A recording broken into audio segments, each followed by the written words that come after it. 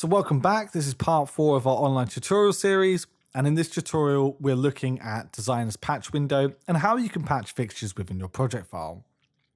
So to begin with, there are probably a lot of people who are watching this video right now who already have a very good understanding of how the DMX protocol works. But for those of you who've not come across DMX before, I would suggest that you take some time, do some research on how the protocol works and get to grips with it, because it's going to be key for working with Designer in the future. That being said, I'm going to give a very basic overview of how the DMX protocol works, just so that we can reference that in relation to some of the features and some of the things that I'm about to show you in this tutorial. So the DMX protocol originally came about in the late 80s, early 90s as a way of controlling entertainment-based lights, entertainment-based fixtures. Since then, DMX has been used in various different applications, one of which being architectural lighting. So the DMX protocol works by universes and channels. Within a DMX universe, you have 512 channels. The idea being that your fixtures, your lights, will all be addressed to a specific channel or set of channels, and then you'll be able to send those channels different values to control the different parameters of the fixtures. So for instance, let's say I have a single channel LED, a white LED with one channel. In the real world, I would give that fixture an address of, say, 1.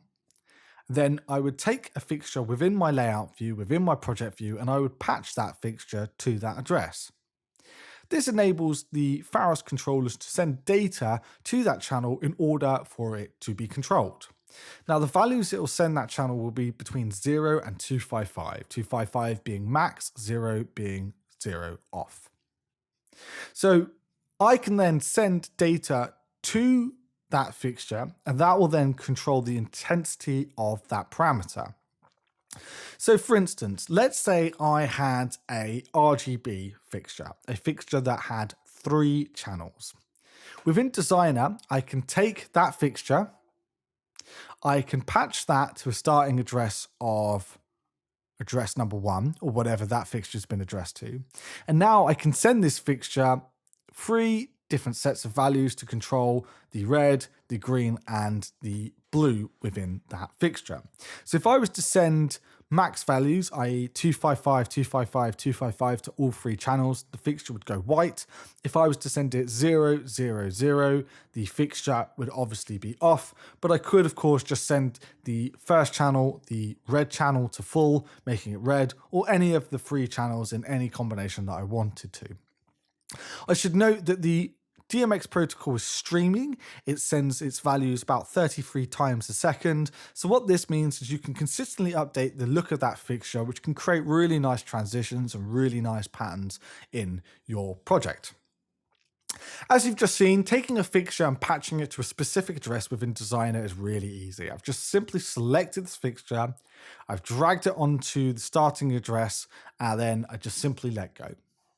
However, that being said, if your fixtures are addressed concurrently, i.e. one after another, and if that's how they run within your group, you can simply take the group and you can actually just drop that to the starting address, and then the fixtures will of course just run one after another. You do need to make sure that your fixtures are addressed correctly and that they are running in the correct order within that group though to do that. So at the top here, we have the 2 different controllers, and you'll notice that the first controller has 2048 channels and the second controller has 512 channels. And that's because the first controller is an LPC and the second controller is a TPC, specifically an LPC4, which of course has 4 universes of control. So 512 times 4 is 2048. And then the TPC underneath it has just 512 channels. So addressing your fixtures can be done in a multitude of different ways. Normally you would have a set of dip switches, or you might also have a tool that's been provided by the supplier, maybe a bit of software, or sometimes you might even have a LED screen, maybe on the driver or the fixture itself, which you can of course change the address by. That being said, some fixtures support something called RDM, or Remote Device Management. I should be clear, not all fixtures support this, but some do. And where a fixture supports RDM, you can actually address it within Designer.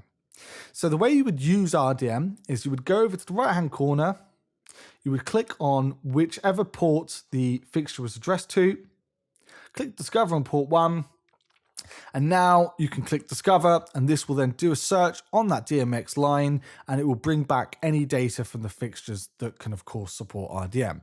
The fixtures I'm using today do not support RDM, but essentially what will happen is these columns here will be filled up with data, and the start address is very simple to change. You just have an up and down button where you can change the address, or you can manually type it in. Now, Designer also supports something called eDMX, or rather our controllers support eDMX. Standard DMX 5112 protocol runs over an RS485 cable and only allows you to output one DMX universe. However, eDMX, which is the more up-to-date modern version of DMX, runs over an Ethernet cable or a computer network, and it'll actually allow you to send multiple universes over one Ethernet cable over one computer network so they can get to their destination.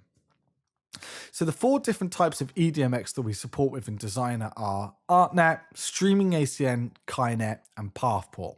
Okay, so unlike the DMX 512 protocol, which is a ratified protocol, there are actually 4 different versions of eDMX that Designer supports, and they're essentially made by different companies and are different flavors of DMX, but over a network connection. So we have ArtNet, which is made by Artistic License. This is an open source protocol that many fixtures and drivers support, and it is essentially kind of the kind of like the industry standard for eDMX. We also have KaiNet, which is specifically for Philips Color Kinetics products. It's exclusive to Philips Color Kinetics. And then we have PathPort, which is made by Pathway. And finally, we also have Streaming ACM. Each of these protocols works within the same basic concept of DMX, that you have 512 channels and that you would patch a fixture to a certain address or patch a driver to a certain address, and then you simply send data to that driver. Now, what you need to know is that obviously you're sending it over a network, so there's normally going to be 1 or 2 differences between that and the standard DMX protocol. Sometimes you might need something called a node, which will convert ArtNet to DMX. Sometimes you will have a driver, which will be able to take in ArtNet and then just power and deliver data to the fixtures. Sometimes, in some circumstances, you may just have fixtures that can just accept an eDMX protocol. It really depends on the manufacturer. It really depends on the fixture that you're working with. So make sure that you do some good research into that before selecting the fixtures for your project. Today, though, we're going to be working with ArtNet, and I've got an ArtNet driver in my training case behind me. So there are a couple of different things that you should know about the protocols, which I'm going to run through now. Again, this is a little bit more advanced, so I'd expect you to have some understanding of how network topology works and maybe an understanding of DMX as well. So if I select an ArtNet universe and I just create an ArtNet universe, I have the standard 512 channels that appear within, your normal DMX universe, but you will notice at the top here, I get 3 extra options: automatic, always broadcast, and unicast. Now, this is specifically aimed at how Pharos sends the ArtNet data over the network. We have the automatic mode, which is where our Pharos controller will send out something called an ART poll. It will wait for an ART poll reply from the device, and within that ART poll reply that comes back from the device that we want to send the data to, it'll have a IP address on what universe it wants to send to, and this just means that Designer and Pharos will know exactly where to send what universe and to what IP address. Generally speaking, sticking this on automatic is absolutely fine, and it's the default option, so you should go ahead and do that wherever possible. However, there are 2 other options that you can use: always broadcast and unicast. Now, the unicast is quite simple. This is where we're just going to tell Designer and our controllers, okay, you need to send universe number 5, this universe over here, to a very specific IP address. And then Designer will then tell the controllers, okay, this universe needs to go to that IP address. It's just telling it forcefully, okay, send this universe to this address. However, there is a mode called always broadcast. And what this will do is it will broadcast the universe on a broadcast address. This means that any device that's sitting on that same subnet will listen out for the broadcast message, and it itself will decipher whether or not it wants to use that universe. If it wants to use that universe, obviously it outputs its fixtures. However, if it doesn't want to output that universe, it simply discards it. Now, we should state that you shouldn't really be using more than 30 universes when set to broadcast, because the nodes or drivers or your ArtNet device is having to decipher whether or not it wants to use that universe. It's going to use up a lot more processing power. So it's really, really important that you use this sparingly. With a couple of universes, it's fine. But of course, if you're sending out 50, 60, 70 universes of ArtNet when it's being broadcast, your nodes, your drivers on the other end are going to have to go through each and every single universe packet, decipher whether or not it wants it, and sometimes that can lead to issues such as your fixtures flickering or just poor quality output. So with the other types of universe that we have within Designer, there are slightly different options. So specifically, if we look at something like KaiNet, which is Philips Color Kinetics products, you'll get a slightly different window that opens up here. Now, the way that KaiNet works is it works by using Philips Color Kinetics power supplies. So here we have a list of different power supplies from Philips Color Kinetics that include data enablers, SPDSs, MPCs, and you could simply pick one of these, add that to your project file, and now at the top here, I can enter an IP address and then patch fixtures to that Philips Color Kinetics power supply. However, if I wanted to, what I can also do is I can do a search for the devices just by going to the add power supply from network view and hitting refresh. This in turn will return any KaiNet power supplies that are available on the network, and I can go ahead again and I can just patch fixtures to it that I see fit. And then finally we have Pathport, which again, in a similar kind of way, works like ArtNet. You just enter in the universe number that you want, so universe 10, and then I'll add that to the system and I can patch fixtures to it. That doesn't have any forced unicast or broadcast options. And again, it's exactly the same with Streaming ACN. You can add in a universe of Streaming ACN. You have the options for its priority here, but this time you have multicast and unicast options for that protocol as well. Okay, so just some final things to go over. We also have the protocol property option at the top. So this is quite important because this has loads of different options that you can use to further configure your system just so that it's set up correctly for your project. So the first thing you'll notice over on the right hand side is we have a couple of different options for the relevant protocols. So ArtNet, if we want to, we can completely disable broadcast. If we wanted to, we can disable ArtPoll, which I've already talked about. And you also have an option as well to enable something called ArtSync. And there's a brief description here that some fixtures and DMX converters will support ArtSync, which will make sure that they refresh exactly at the same time rather than refreshing independently. And this can sometimes help with something called tearing. We also have a similar kind of option for KaiNet called KaiNet Sync, and again, by and large, it kind of works in the same way. So at the top left here, we have the Network 2 protocol. Now, depending on the type of controller that you're working with, this can work in one or two different ways. With our bigger controllers, our LPCX, VLC, and VLC Plus controllers, they will have two Ethernet ports on the back.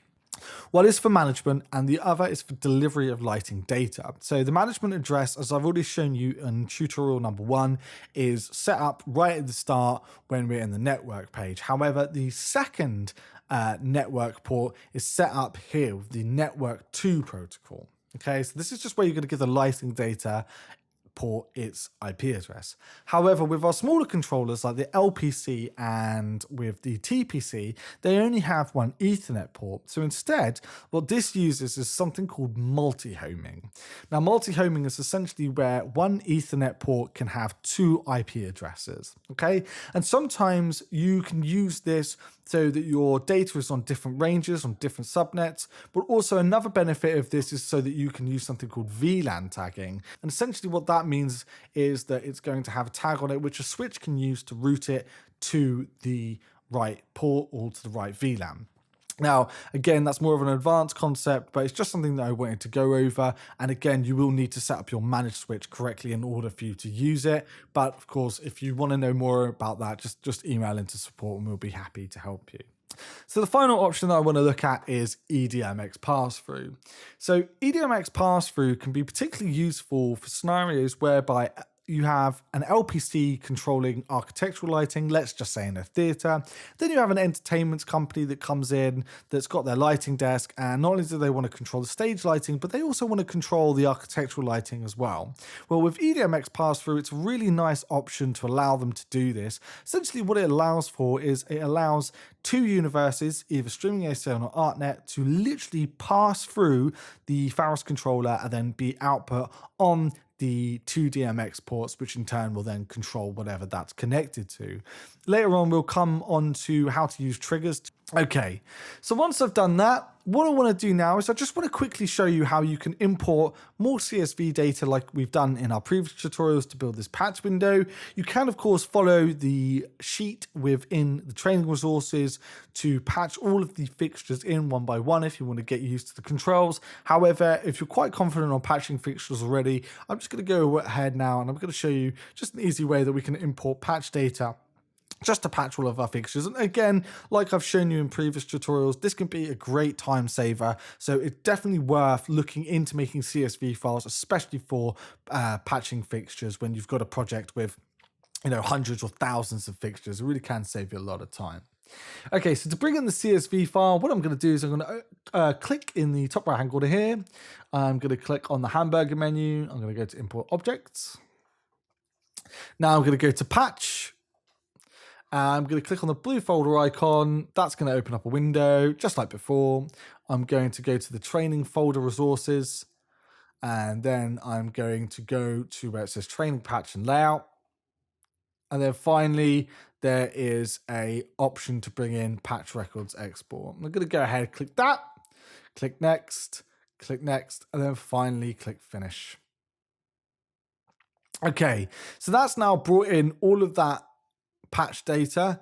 If you're having issues with that, just make sure that you've got fixtures already imported into your show file, and also just make sure that you've got enough universes, that you've got an LPC4 and a TPC, because it's sometimes where people don't bring in the right controller type or controller count, universe count, they won't always be able to bring that in properly. Okay, so one very, very final thing that I want to do, I now want to take that data and I want to upload that to the controller. And there's two ways you can do this. You can go to the network view like we did in the first tutorial and click upload.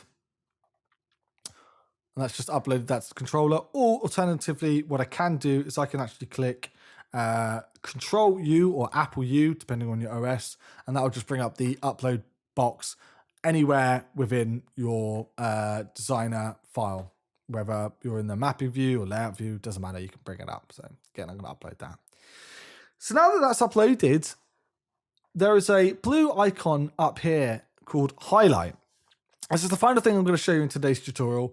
I'm going to quickly show you how you can highlight fixtures and check your patching and check your layout and make sure you've got your right patching in your file, and also that you, generally speaking, can control the fixtures from your hardware.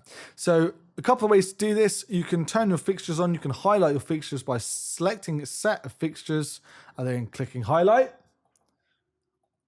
Alternatively, if you want to, we can do, so you again go back to the layout view and you'll notice the button appears there. Select the fixtures that you want to highlight and then just go ahead and highlight them by clicking this button. Okay, that's it for today's tutorial. Thank you very much, and I'll see you in the next one.